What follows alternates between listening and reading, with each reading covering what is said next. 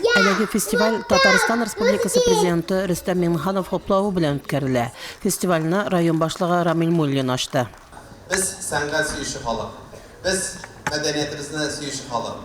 Һәм инде асылда шушы балаларыбызны дөрес юнәлештә юл күрсәтсәк, ничек матурлыкны эзләп, матурлыкны табып, аны күреп яшәргә өйрәтсәк, әлбәттә, ватаныбызның да, халкыбызның да киләчәге бар. Шуңа күрә мин ихлас күңелдән рәхмәт итәсем килә шушы зур чараны 20 елдан артык инде алып барган җитәкчеләргә, хөкүмәтебезгә, дәүләт җитәкчеләренә, җирлекләргә һәм инде иң мөһиме шушы балаларыбызны тәрбияләгән укытучыларга һәм актив булган балаларга ихлас күңелдән сезгә бик зур рәхмәт. Бәйгедә катнашучыларның чыгышларын Нәҗип Җиһанов исемендәге Казан дәүләт консерваториясе профессоры Зилә Сөнгатуллина җитәкчелегендәге жюри бәяләде.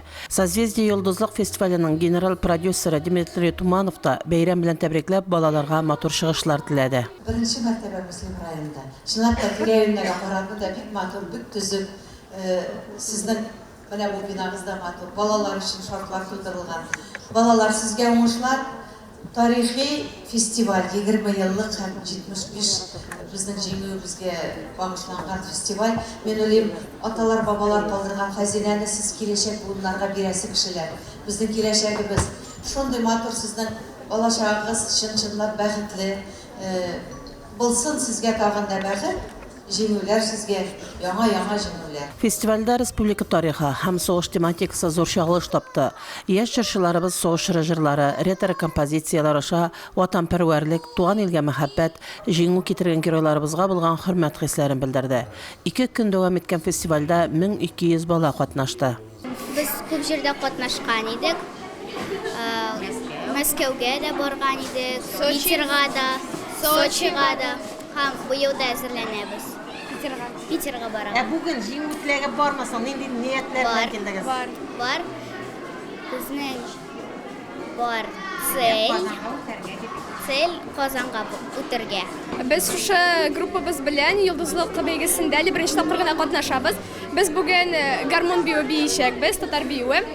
Һәм әлбәттә инде каушаусыз бер кашын да булмый. Без әлбәттә һәр вакытта каушыйбыз, ничек килеп чыгыр микән, ничек биербез микән дип куркабыз, борчылабыз. Әлбәттә инде безне икенче турга тагын үтәсе килә. Безнең монда дуслар, яңа танышлар табасы без килә. Безгә монда каушый.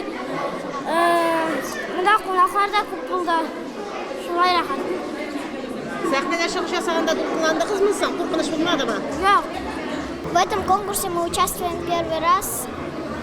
Нам очень это понравилось, что здесь так много гостей. Конкурска biz күз башыннан әзерләнә башладык. Чөнки алар өчен бу беренче шушындый олы конкурс созвездие. Минем өчен бу балалар өчен бик кирәк конкурс. Беренчедән балалар үсәләр, техник яктан да, анасын үзләрен сәхнәдә тотышы да баланың үзгәрә, артистизм арта балаларның. Фестивальдә райондан яклап 200-дән артык бала чыгыш ясады. Әйтергә кирәк, мөселманнар имтиханны бик яхшы билгесенә тапшырды. Чөнки мөселманның 4 бию төркеме беренче дәрәҗә лауреат исеменә лаек булды. Җиңүчеләр Казанда узачак финал турына чакыру алды. Фәридә Гантинова, Динар Нуртдинов, Мөслим телевидениесе.